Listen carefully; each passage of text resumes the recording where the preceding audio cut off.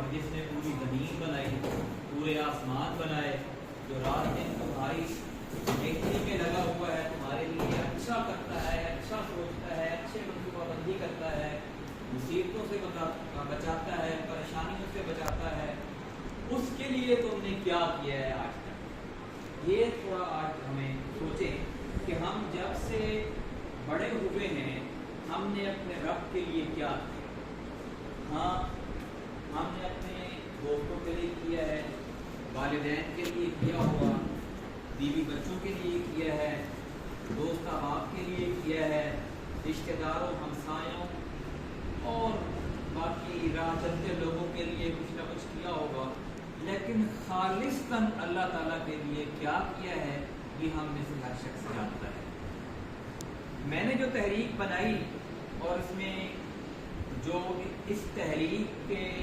اولین لوگ تھے ان کو میں نے آج نہیں بلوایا، ان کو میں جمعے کو بلواتا ہوں اور ان کے ساتھ 2 سیشن ہوتے ہیں ہماری میٹنگ کے۔ وہ سیشن تھوڑے سے ہم سخت رکھتے ہیں۔ سخت کا مطلب یہ نہیں ہے کہ مار پڑائی ہوتی ہے، مطلب ہے کہ تھوڑا زیادہ ہم دین کا نالج ڈسکس کرتے ہیں، مفتی صاحب بھی ہوتے ہیں، اور یہ والا جو سیشن ہوتا ہے اس میں نئے آنے والے لوگ ہم شامل کرتے ہیں۔ پھر ان میں سے جو ہمیں لگتا ہے کہ یہ لوگ زیادہ محبت کرنے والے ہیں اللہ رسول سے، تحریک سے، اور یہ زیادہ سمجھ رکھتے ہیں اور یہ کچھ نہ کچھ اللہ کے راستے میں آگے بڑھنا چاہتے ہیں، تو پھر ہم ان میں سے لوگ نکال کے جمعے والے پروگرام میں انشاءاللہ ایسا لیتے جائیں گے۔ پھر جمعے والے پروگرام سے جو لوگ ہم سمجھیں گے کہ اب یہ مضبوط ہو گئے ہیں تو پھر ان کی ہم ایک مجلس شورا بنائیں گے اور پاکستان کے لیول پہ اس پارٹی کو ہم منظم کریں گے، اور انشاءاللہ پھر ہم ہر ہفتے ہر شہر میں جا کے ایک تقریب کریں گے، ایک پروگرام کریں گے۔ بہت سارے لوگ رابطوں میں ہیں پورے پاکستان سے، تو انشاءاللہ ہم اس تحریک کے نیٹ ورک کو پھیلائیں گے۔ ہو سکتا ہے آپ میں سے بہت سے لوگوں کو میری یہ باتیں خواب لگ رہی ہیں، شیخ چلی کے خواب لگ رہے ہیں، لیکن کوئی بھی بات کو عملی جامہ پہنانے کے لیے ہمیشہ خواب دیکھنا پڑتا ہے۔ آپ نے زندگی میں بہت سے لوگوں نے بہت کچھ حاصل کیا ہوگا اور حاصل کرنے سے پہلے آپ کو وہ خواب ہی لگتا ہوگا۔ خود میں بھی ایک مزدور گھرانے سے ہوں، الحمدللہ اللہ تعالیٰ نے مجھے بہت کچھ دیا ہے، بہت کچھ نوازا ہے، تو اب یہ جو مقام آج میرے پاس ہے یہ کچھ عرصہ پہلے مجھے خواب ہی لگتا تھا۔ تو خواب دیکھیں گے تو ان کو عملی جامہ ہم پہنائیں گے۔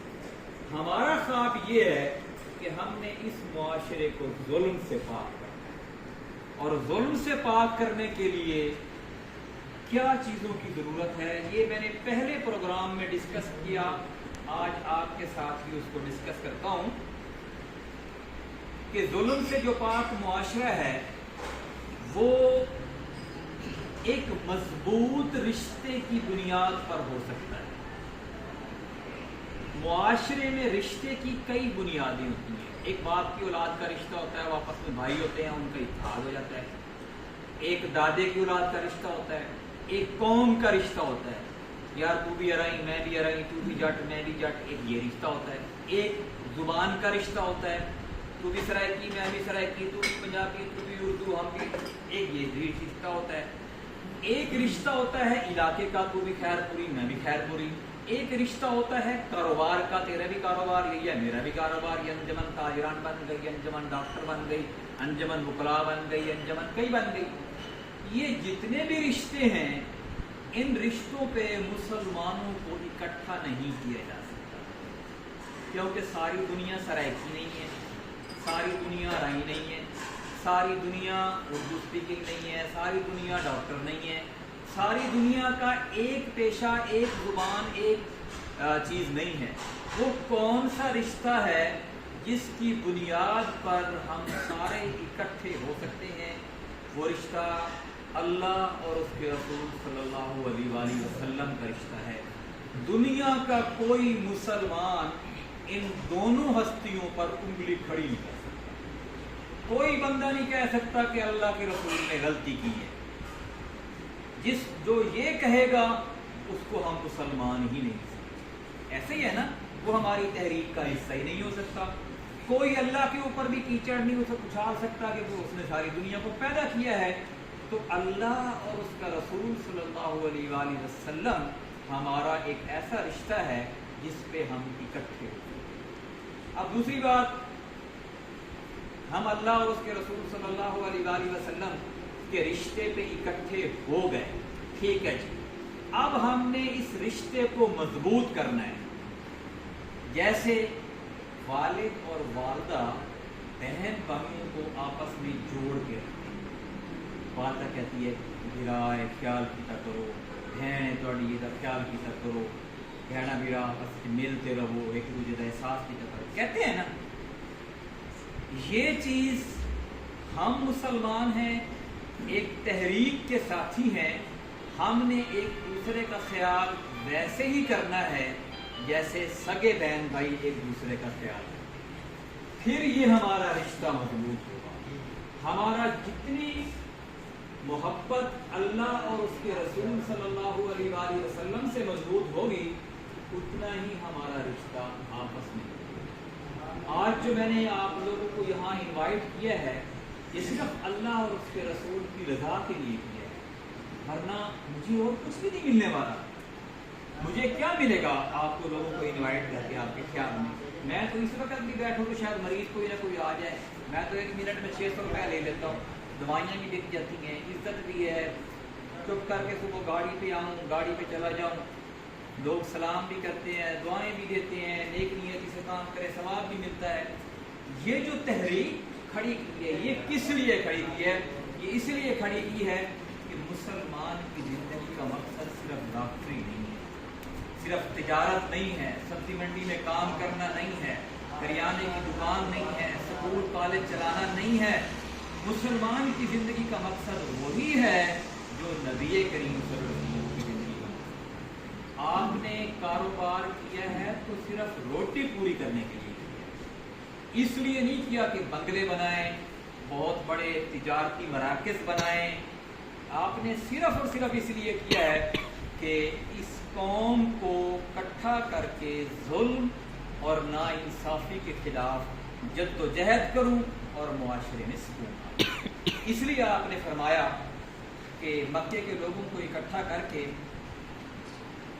कि जो निज़ाम मैं लेके आया हूँ, जब ये निज़ाम इस मुआशरे के ऊपर नाफिज होगा, ये निज़ाम ताकत पकड़ेगा, कायम हो जाएगा, तो आप देखोगे फिर एक खूबसूरत हसीन व जमील औरत ज़ेवरात से लदी हुई रात की तारीकियों में सना से हज़रमौत तक, यानी सऊदी अरब के एक किनारे से यमन वाली साइड से दूसरे किनारे समंदर तक, जिन लोगों ने देखा उनको पता है, घोड़े के ऊपर सवार होकर सफ़र करेगी और उसको खुदा के खौफ के अलावा कोई खौफ नहीं। जब वो निज़ाम कायम हुआ तो दुनिया ने देखा हज़रत उमर फारूक रज़ी अल्लाह तआला अन्हु के दौर में कि वो एक औरत रात की तारीकी में जब वो गश्त कर रहे थे तो वो औरत इसी तरह बिल्कुल नबी करीम सल्लल्लाहु अलैहि वसल्लम की उस तशीन गोई के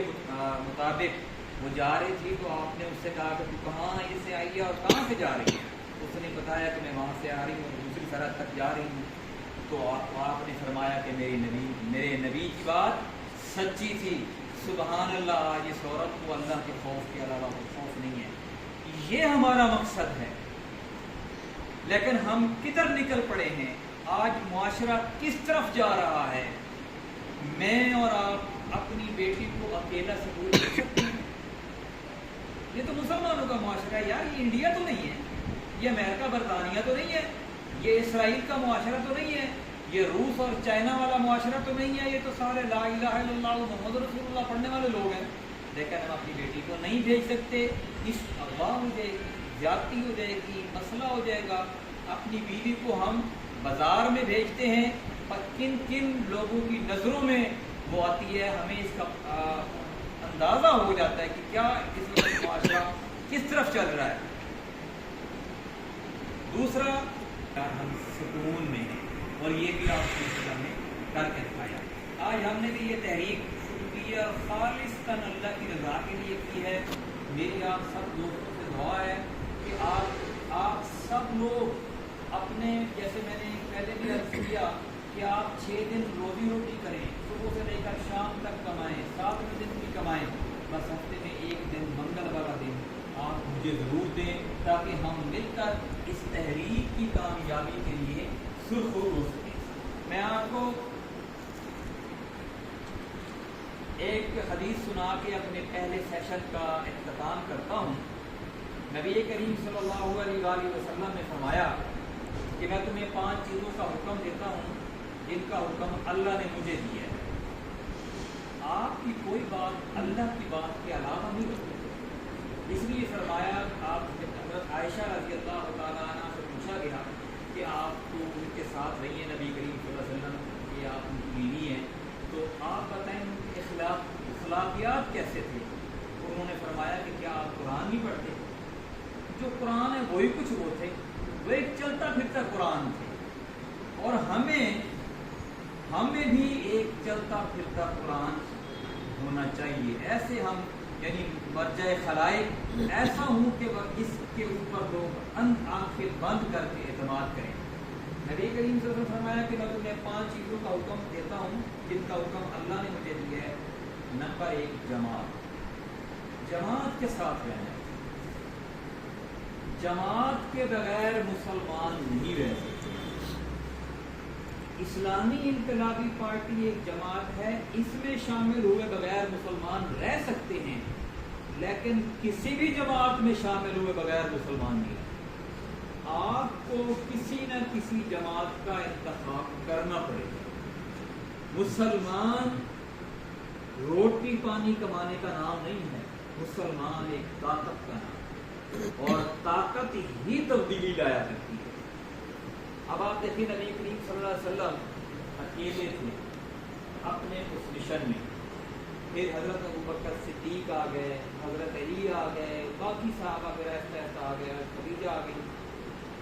یہ ان کو آپ ایک تصریح میں پروتے گئے، وہ دانے تصریح کے بڑھتے گئے۔ جب آپ نے طاقت حاصل کی، پھر آپ نے بدماشوں کو، ظالموں کا مقابلہ کیا، دعاؤں پہ زور نہیں دیا، صرف بدماشوں اور ظالموں کا مقابلہ کیا اور نفس نفیس کیا، ان کو شکست دی، پھر ایک ریاست قائم کی، پھر پورا نظام قائم ہو گیا، پھر روم بھی گیا، ایران بھی گیا، چائنا بھی گیا، سارے ٹوٹ پھوٹ کا شکار ہو گئے اور صرف دین اسلام قائم ہوا۔ جماعت کے بغیر کوئی بھی، میں اکثر مثال دیتا ہوں، ہمارے ملک میں کون سا ادارہ سب سے مضبوط ہے آپ کے خیال میں؟ آرمی مضبوط ہے نا؟ جب کچھ اس کے علاوہ بھی کچھ لوگ کہتے ہیں کیوں آرمی مضبوط ہے؟ اسلحہ تو پولیس کے پاس بھی ہے۔ آرمی اس لیے مضبوط ہے کہ آرمی ایک جماعت کی شکل ہے، جو آرمی چیف کہہ دے سپاہی کو اس کی بات ماننا پڑتی ہے۔ وہ کہہ دے کھڑا ہو جا تو وہ کھڑا ہی رہتا ہے، وہ کہہ دے بستر اٹھا اور سرحد پہ چلا جا تو وہ چلا جاتا ہے، روٹی نہیں ملے گی پتے کھاؤ وہ پتے بھی کھاتا ہے۔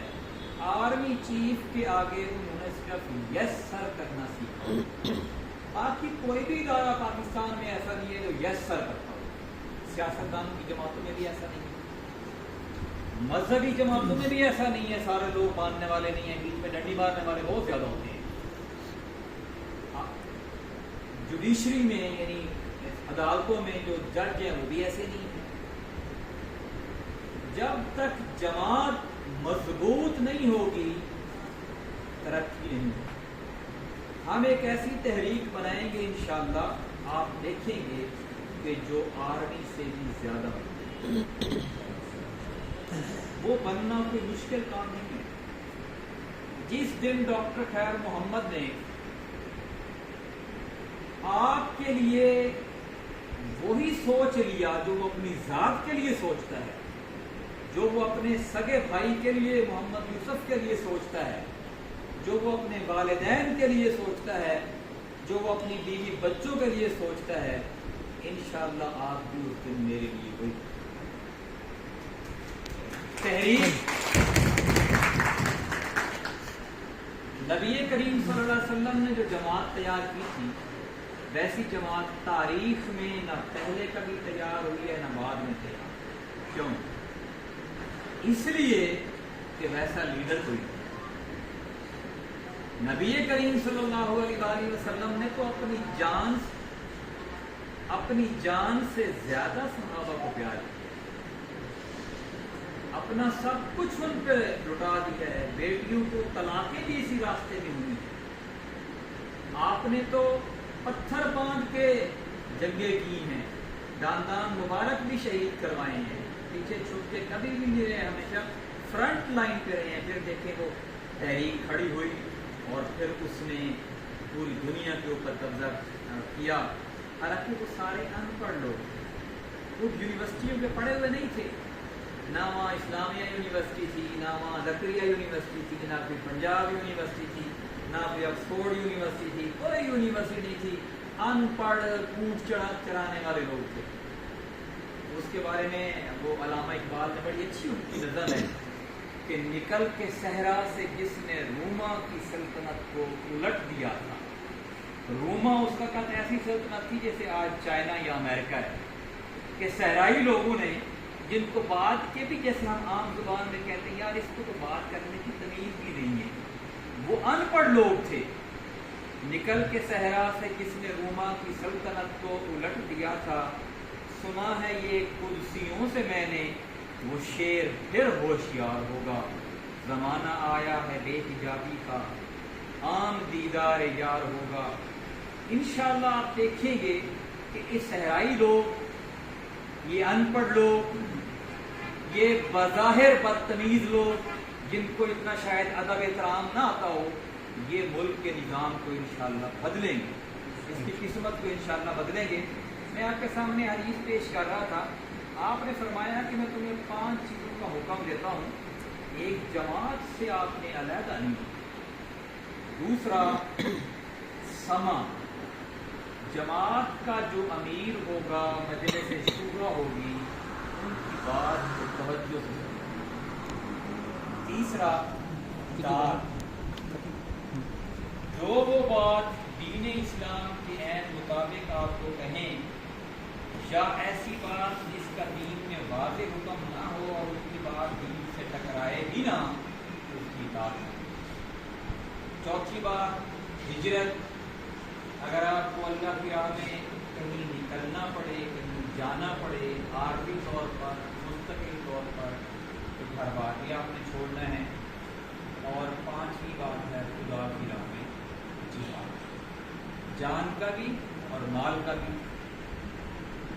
یہ حدیث کی ساری مستند کتابوں میں آئی ہے، مسلم میں بھی آئی ہے، بخاری میں بھی آئی ہے، احمد میں بھی آئی ہے، امام احمد بن حنبل نے اس کو نقل کیا ہے، حکم میں بھی آئی ہے۔ آگے فرمایا آپ صلی اللہ علیہ وسلم نے کہ جو شخص جماعت سے بالش بھر بھی الگ ہوا، بالش اس کو کہتے ہیں، اس نے اسلام کا حلقہ اپنی گردن سے اتار، وہ اسلام سے آزاد ہو گیا، الا یہ کہ پھر وہ جماعت کی طرف پلٹ آئے۔ اور جس نے جاہلیت کی دعوت دی، یعنی فرق، افتراق، انتشار کے بغیر جماعت کے رہیں، آرام سے اپنی روزی کمائیں، سکون سے رہیں، کیا رفڑوں میں پڑتے ہیں، فرمایا وہ جہنمی ہے۔ صحابہ نے عرض کیا یا رسول اللہ صلی اللہ علیہ وسلم، ہمارے والدین آپ پر قربان، وہ ایسے ہی گفتگو کرتے تھے آپ صلی اللہ علیہ وسلم سے، محبت تھی۔ اگر وہ لوگ روزے رکھیں اور نماز پڑھیں، یعنی جماعت سے تو علیحدہ ہو گئے ہیں لیکن وہ روزے رکھیں اور نماز پڑھیں، آپ نے فرمایا ہاں، اگرچہ وہ روزے رکھیں اور نماز پڑھیں اور مسلمان ہونے کا دعویٰ کریں۔ اب یہ حدیث کی روشنی میں جماعت کے بغیر اللہ کے رسول صلی اللہ علیہ وسلم کی جو بات ہے اس کے مطابق ہم مسلمان نہیں ہیں۔ آپ لوگوں کو میں ایک گزارش کروں گا، کھانا لگائیں گے، آپ ساری جماعتوں کو پرکھیں، کیونکہ قیامت والا دن میں نے آپ کو نہیں بچانا، اللہ کے سامنے میرا اپنا کیا حال ہوگا۔ سفارش کرنی ہے نبی کریم صلی اللہ علیہ وسلم، اور اللہ تعالیٰ جس کو چاہے گا معاف کر دے گا۔ آپ ساری جماعتوں کو پرکھیں، جو تحریک آپ کو لگے کہ یہ واقعی دین کی سربلندی کے لیے کام کر رہی ہے، پھر ایک لمحے کے لیے بھی نہ سوچیں اس میں شامل۔ نام لکھاؤ، پھر آپ فوراً شامل ہو جائیں اور اس کے لیے پھر ویسے ہی محنت کریں جیسے آپ اپنے گھر والوں کے لیے، جیسے بیوی بچوں کے لیے کرتے ہیں، روزی کے لیے کرتے ہیں، پھر آپ محنت کریں، پھر دیکھیں انشاءاللہ دنیا میں بھی کامیابی ہوگی اور آخرت میں۔ ایک نقطہ اور ہے، سالن بھی لگائے ہیں کہ تحریک کی کامیابی کے لیے اور اپنے آپ کی کامیابی کے لیے، اپنی زندگی میں برکت لانے کے لیے میں آپ کو ایک آزمایا ہوا نسخہ بتاتا ہوں۔ جو رزق اللہ نے آپ کو دیا ہے نا، چاہے آپ 100 روپیہ کماتے ہیں دہاڑی کا، یہ اللہ کی تقسیم ہے۔ کوئی 1,00,000 روپیہ کماتا ہوگا دہاڑی کا، کوئی 10,000 کماتا ہوگا، کوئی 5,000 کتنا، اس میں سے ایک حصہ آپ تحریک کے نام کے وقت آپ مثال کے طور پر دہاڑی کا 500 کماتے ہیں تو اس میں سے آپ 5 روپے تحریک کے نام پہ آپ دیکھیں گے اللہ تعالیٰ آپ کو کتنا نوازتا ہے۔ یہ سورہ بقرہ کی آیت ہے، آگے ہم پڑھیں گے اس کو کہ وہ جو مثل الذین ينفقون اموالهم فی سبیل اللہ کیا کریں، سورہ بقرہ کی آیت ہے، اس میں یہ ہے کہ جب آپ اللہ کے راستے میں خرچ کرتے ہو اس کی مثال ایسے ہے کہ جیسے ایک دانہ زمین میں بویا جاتا ہے اور آپ دیکھتے ہو کہ اس سے کتنی پھلیاں نکلتی ہیں اور ہر پھلی کے اندر کتنے دانے ہوتے ہیں، دانہ تو ایک تھا، اتنے کہاں سے آ گئے، یہ رب کی قدرت۔ جب آپ 5 روپے، میں نے مثال دی، آپ 1 روپیہ بھی کر سکتے ہیں، آپ 10 بھی کر سکتے ہیں، جب آپ 5 روپے اللہ کے راستے میں لگائیں گے آپ دیکھیں گے آپ کے رزق میں برکت کیسے۔ لیکن میری بات سے آپ نے لمبی نہیں چھوڑنی کہ جی میں تو 500 میں سے 400 جمع کروں گا، ایسا نہیں کرنا۔